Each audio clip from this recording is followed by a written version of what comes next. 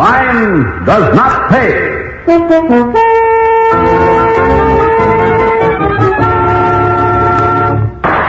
Nice going, Annie. Very nice. You're terrific. It's easy with a rifle, Frank. Here, watch.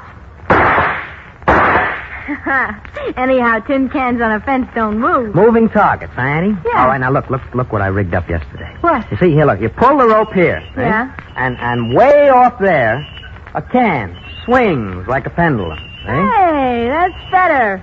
Okay, let's see. There's nothing to it. You folks must have named you for Annie Oakley. Like I said, Frankie, with a rifle, it's a cinch. Watch me with a pistol now. Okay, start the can swinging. Yeah, check. Here I go. 1 and 2 and... How am I doing, boy? Oh, baby, you are a genius with a gun. Another couple of weeks and we'll be going places. Weeks? What's the matter with right now? If I can hit tin cans at this distance, a guard at a bank ought to be easy as the sight of a barn.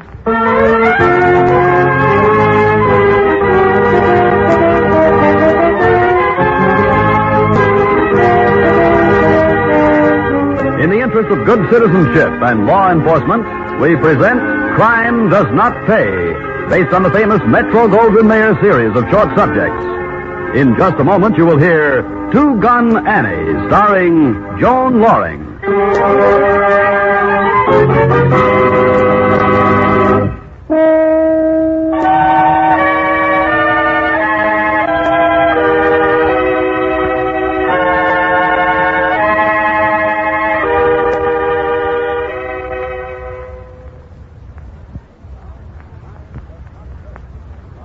Now, Crime Does Not Pay, starring Joan Loring as Ann Armistead in Two Gun Annie.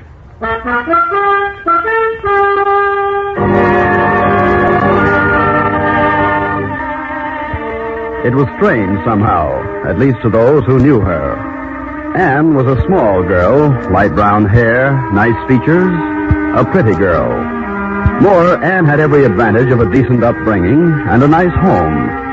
Her father, Martin Armistead, widowed when Anne was quite young, was a school teacher. Respectability was the keynote of his life and of Anne's. All of which made it seem hardly within the realm of possibility that her father should have trouble with Anne. Still, the trouble came to the point where the father faced his daughter in the living room and spoke to her in no uncertain terms. It's beyond my comprehension, Anne. I know what you've been up to, but I can't believe it. What do you know I've been up to, Dad? You were involved with the hot rods on the road Saturday night. You were at the roadside rest until after 2 in the morning. So what? What if I was? And how do you know this anyway? Did you see me? One question at a time, Anne. I know because Joe Barlow saw you from his prowl car and came to me about it. Joe Barlow should mind his own business. It is his business, Anne. He's a policeman. I never thought you would be a policeman's business, Anne. So we were speeding. We weren't risking anybody's neck but our own. There wasn't another car on the Stop road. it, Anne. You're a senior at high school. You know better. Even if you haven't any sense of responsibility, you ought to know I better don't want any sense of responsibility. I want to have some fun. Do you call it having fun when you put me to shame before the whole town? Let the town mind its own business. Perhaps when a teacher can't control his own child, it is the town's business. It may follow from that he can't control other people's children, even in the classroom. Oh, cut it out, Dad. You can't get around me that way, and you know it. What do I have to do with you, Anne? Lock you in your room? Try it and see what happens. I'll be 18 in a month. You'll lose me as an income tax deduction man. Anne, I order you to stop your present behavior. Save it, Dad. You're just talking. Oh, am I? Well, then you listen, young lady. I've done my best for you since your mother died. You've never wanted for anything. You've had plenty of freedom. Maybe I should have seen to it that you were taught more self-control. I don't know. But I'll tell you this. Oh. I know you're a leader among the crowd that drives these jalopies and raises General Ned around town. And if you don't quit them now, I'll turn you over to Joe Barlow myself the day you're 18. All finished, Dad? In more ways than one. Okay. Then I'm going out. Got a date with Frankie. I warn you, Save Anne. it, Dad. You said your piece, now I'll say mine. Before I give you or anybody a chance to turn me in, I'll leave this one-horse town forever. Take it or leave it, Dad.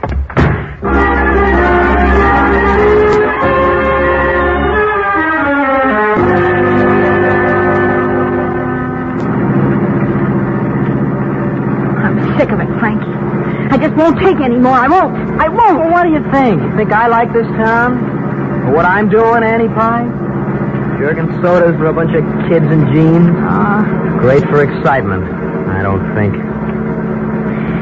What brought you here in the first place, then? The railroad.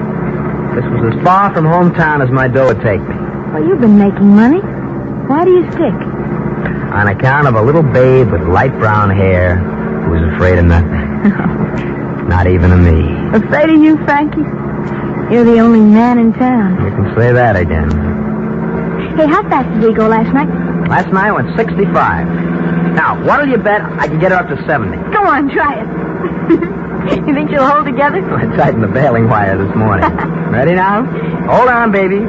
Here we go. Wow. Frankie. Wait. Keep her going. Down to the floor. Frankie, this is great. It's the fastest you've ever gone. Get your head out the window. Oh, Frankie. How about that, huh? Oh, this is great. Oh, shut the radiator. Couldn't take it. But the needle went to 72. It 72, was wonderful, huh? Frankie. No Yeah, kidding. it was just wonderful. Boy, when we roll like that, it's out of this world.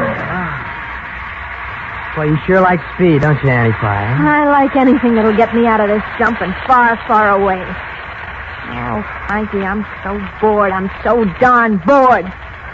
Except when we do things like that. Now, honey, take it easy. And I just settle down for a minute, because I want to talk to you.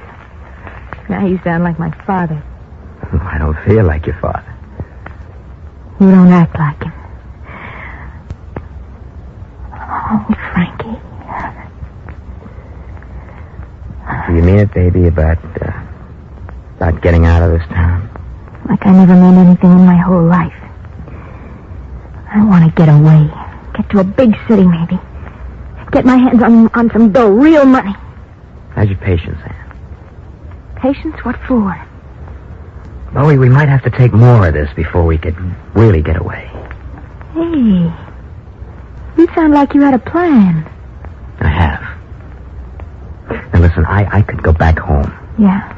Tell the family I came back because I'm married and broke. They'd give me the money to send for you. That'd be the first step. Yeah? After that, we could go on and we could plan. We could make real plans. You and me together, Annie Pie. We could go places. All right, Frankie. I'll be 18 next month. I'll be on my own. Send for me then, Frankie. And I'll take the first train going your way.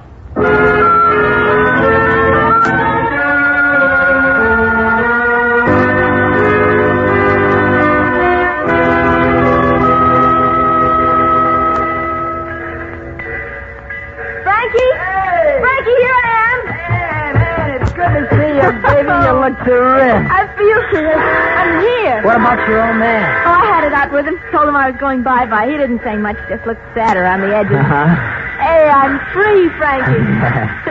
Where do we go from here? Oh, we go to my folks' place. For a while, anyway. Hey. Here, put this on.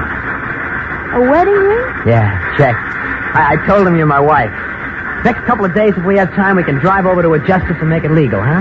Frankie. Now, come on, Annie Pie. The jalopy's waiting. Time's a wasting. We got things to do, you and me.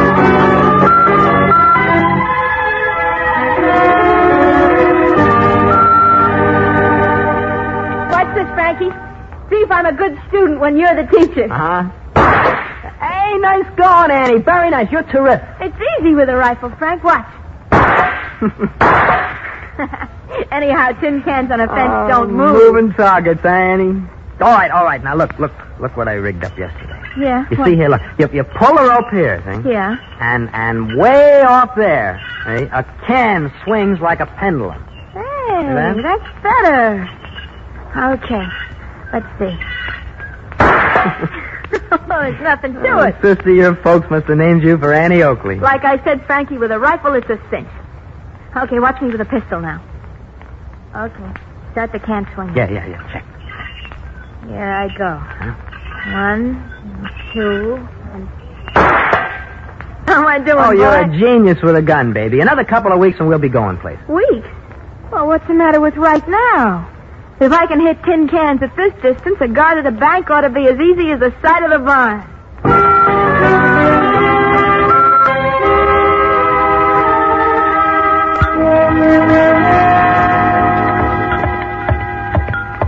Why, Ann, whatever.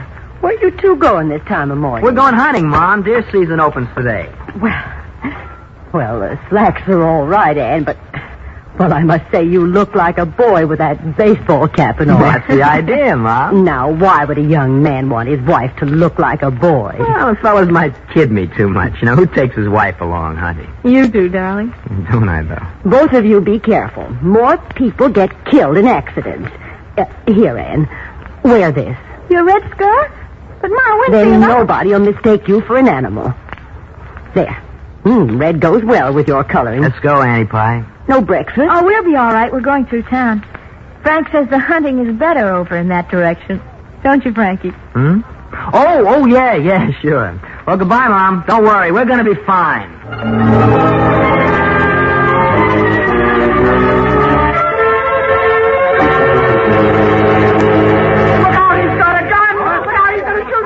All right, shut up, everybody. Shut up. Shut up now, do you hear me? First man opens his mouth gets it. You see my partner's guns? He's got an itchy finger. Now keep him covered, kid, while I get the cash. You bet, fella. We said don't move. Shut up, lady. You're not hurt. Shut up, everybody. All right, kid, I got all the cash. Let's go. Boy, there should be a run on this bank this afternoon.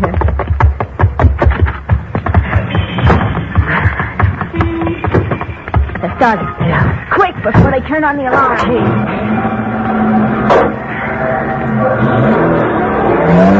How much you think we got, Annie Pie? We'll count it later. Good hunting, though. Hey, you think they knew us?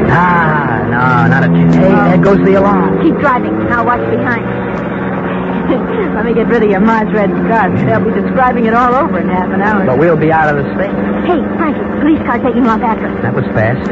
Slow down a minute. Slow down. Do as I say. They can catch us anyway. They got souped up motors. Good. Hold steady now. Don't spoil my aim. And don't kill anybody. You think I'm crazy? I just want to... Oh, I missed. Both hands. One more try. They're getting closer. Shooting at us. Well, did you think they wouldn't?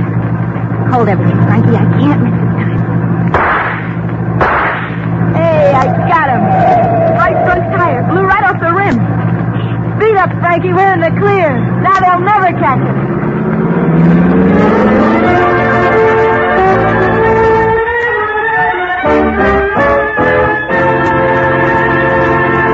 In just a moment, Crime Does Not Pay will continue with Two Gun Annie.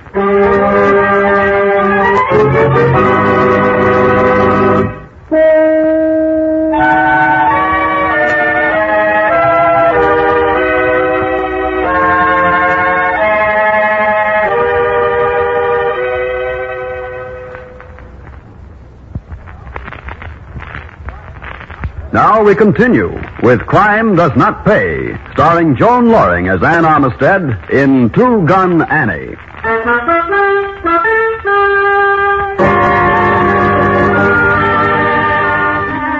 They made it that first time. They made it completely. The police car, its tires shot out by Ann's marksmanship, abandoned the chase. Ann and Frankie drove into the next state, to the outskirts of a big city. There, excited, tired, they left their jalopy well hidden in a small wood, but not before Ann had exchanged her boy's attire for a sweater and skirt. Then they walked into the heart of the city, found a furnished room, and settled down. A week passed. The excitement began to disappear. Another week, and another. By the end of the month, with pursuit apparently a thing of the past, Ann and Frank ventured into the streets in daylight as well as at night. Late one afternoon, in a quiet residential neighborhood. Frankie? How much do we have left? Of the money, I mean. Enough. Oh, now you bought me clothes. We've been to nightclubs. How much is left? Well, you counted it with me. You know how much we had in the first place. Oh, I see. We're almost broke, huh? Yeah, check, Annie Pie. We better start thinking about getting some more. No, we'll need a car for that. Well, that should be pretty easy. Only this time, no jalopy, a real car. Why not a heap? A real car doesn't sway. Not as much, anyway. I don't want to waste bullets like the last Annie time. Pie, you're terrific. Thanks, Frankie. Any special kind of car you're thinking of? Yeah, a heavy one. Heavy. Yeah, see, like that sedan over there. Yeah. Looks like there's plenty of speed under that hood, huh? I wonder... Come on, Frankie. Now what? Neighborhood like this, people have a tendency to get careless a little. Oh, they sure do. Look. Yeah, I see the keys. Hanging right in the lock on the dashboard. Well, it's practically an invitation. Isn't it, though? Do we? We do. It's a keen job, this one, huh? You can say that again. Where to, madame? The house, Franklin. The house? There's certain equipment we don't want to leave behind, including the firearms and the young gentleman's outfit that fits me so well.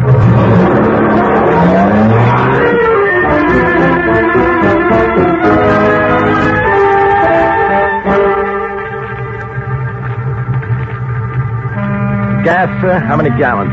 5 will do it, mister. Will you turn off your ignition, please? Because... Sorry, mister. As you can see, it's not your gas we're after. Mister, tell the boy to put that gun away. Why, when I told him to take it out in the first place? I did like the kid says, see? Well, there's not much in the register. Please Get don't... moving. If it's not in the register, it's someplace. Filling station big as this always has plenty of dough on Saturday.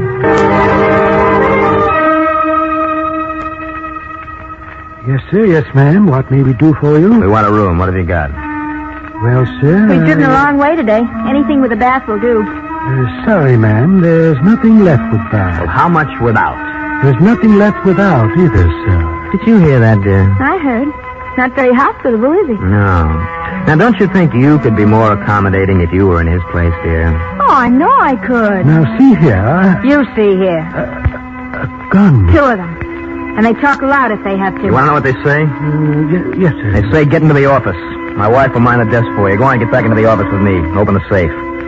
We're a couple of guests. You're going to pay to get to leave.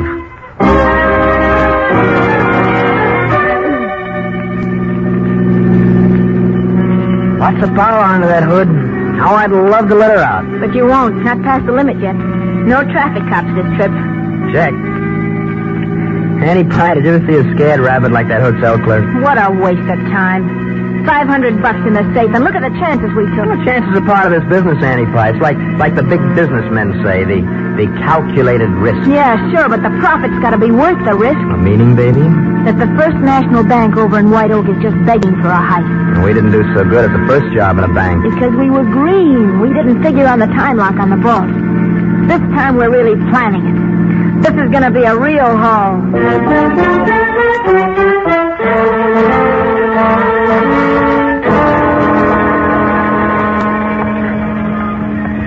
Not a soul around.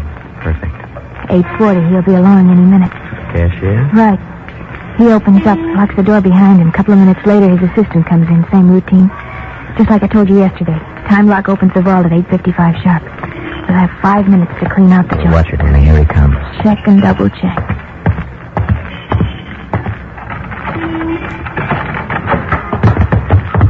Mind if we come in with you, mister? I'm sorry, the bank isn't open until 9. Yeah, get in. Shut the door. Your regular routine. This ain't no cat pistol. Mine neither. Yes, of course. All right, move fast now. Come on, open the cages. But they are open. You know what I mean. Pull that switch. I want the alarm off before I clean out the teller's cages. You know your business, don't you? There you are. All right, now face to the wall. As soon as your partner comes in, here's what I want you to... He's at the door. Yeah. What a surprise he's in for. Morning, Arthur. Oh. You got early customers over against the wall. Go on, move. Yes, of course. All right, Frankie, clean out the cages. It's an easy $15,000 here in cash, kid. There'll be more in the vault. The vault? You can't open it until 11 o'clock. Save it, Smarty. We know the time lock goes off at 8:55, and you know the combination. No, Arthur, you can't give it to them.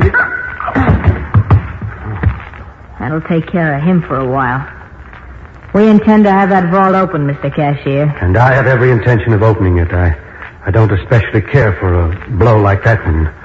May I help him? You may not. He's bleeding badly. A gun barrel is a nasty weapon to hit a man. Shut up or you'll get it, too. Already on the vault, kid.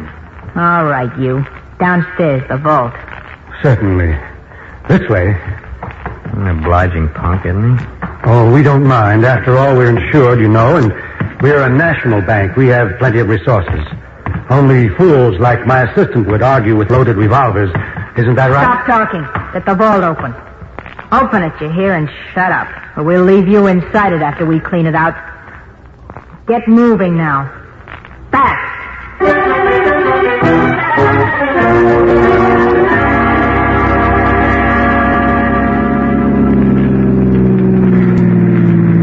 Hey, Frankie, what are you doing? I'm hungry, honey. Coffee and hamburger do good right now. How about you?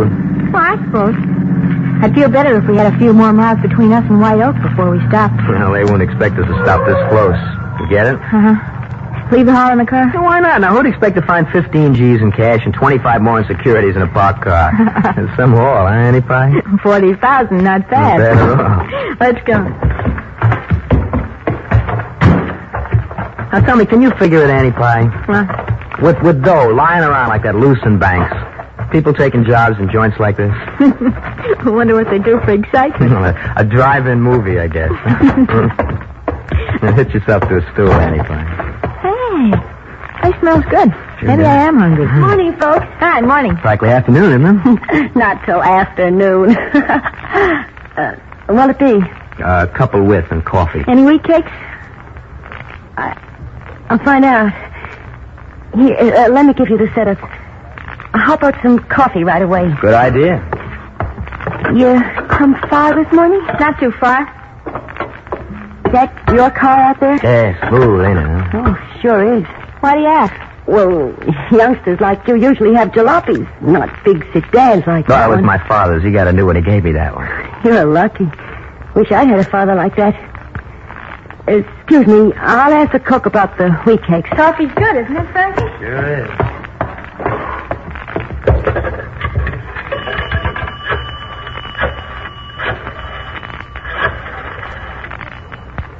Hello? Is Sergeant Karowski there? Margaret. No, I'm working this morning. Look, Dave, I think I got him here. The kids who stuck up the bank in White Oak this morning. The FBI called before it gave a description. Told us to call you. Their car's a maroon sedan. Right year, right make. Only the young one's a girl. She must have been wearing slacks. Okay, I'll try to hold him. Only tell those G-men to hurry, will you?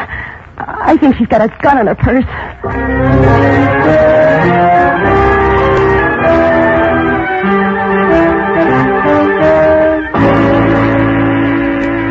Say, how long does it take to make fresh wheat cake batter? Well, Cook's very fussy about it, and he was upset because the old stuff was sour. Take a burger, Ann. Let's get going. Yeah, tell him to kill the wheats and make me a burger. Okay, if that's what you want.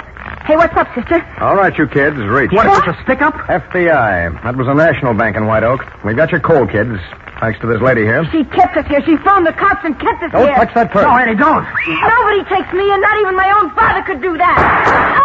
I'm sorry. It's just your arm. We don't like to shoot kids, but your shooting days are over. You should have been quicker on the draw. I didn't touch no gun. I didn't. Frank, you louse, you rotten filthy. All right, save it, both of you. That assistant cashier, you fractured his skull. He died an hour ago. You're both due for a murder rap. All right, let's get going. The only party who comes out of this ahead is that lady back at the counter. The insurance company posted a reward half an hour ago.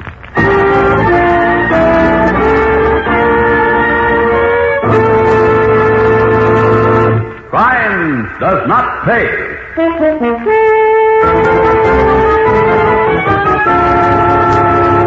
Joan Loring, who starred as Ann Armistead in Two Gun Annie, will be back with you in just a moment.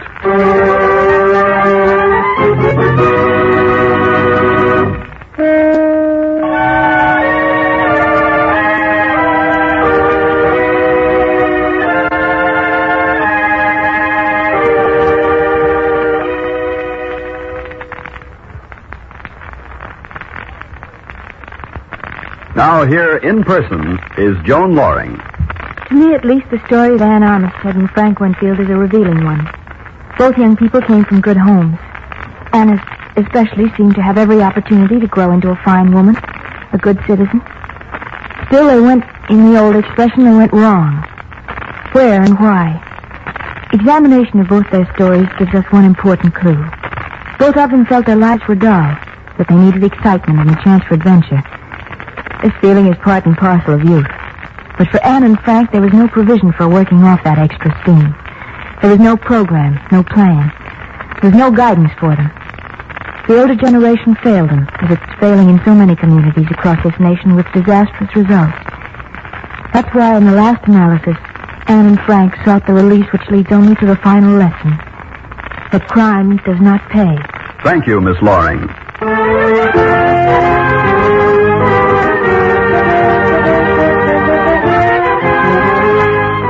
Crime Does Not Pay is written by Ira Marion and directed by Marks B. Loeb, with music composed and conducted by John Gart.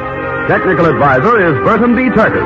The events, characters, and names used in the story you've just heard are fictitious. Any similarity is purely coincidental. This is Bob Williams speaking.